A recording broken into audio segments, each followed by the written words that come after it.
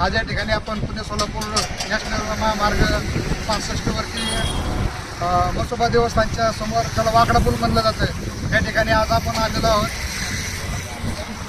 या ठिकाणी प्रभाच्या वतीने आमचे सहकारी मित्र आदरणीय सचिन सुबे यांनी वारंवार पाठपुरावा करून या ठिकाणी अपघाताचं जे प्रमाण होतं त्यासाठी मुख्यमंत्री खासदार साहेब आमदार साहेब यांच्याकडे वेळोवेळी पाठपुरावा करून वेगवेगळ्या माध्यमातून प्रसारमाध्यमातून त्यांनी बातम्यांचं नियोजन केलं आणि आज ह्या अंडरग्राऊंडसाठी गेले 2 वर्ष असणारा संघर्ष या ठिकाणी पूर्ण झालेला आहे आणि शासनाच्या वतीने या ठिकाणी अंडरग्राऊंडच्या रस्त्याचं काम या ठिकाणी चाललेलं आहे। त्यासाठीची यंत्रसामग्री या ठिकाणी उपस्थित आहे, आपण सर्वजण पाहू शकता आणि ग्रामस्थांनी केलेला कामासाठीचा खटाटोप आणि पत्रकारांनी दिलेली साथ याच्या जोरावरती आज आपण अंडरग्राऊंड रस्त्यामध्ये यशस्वी झालो।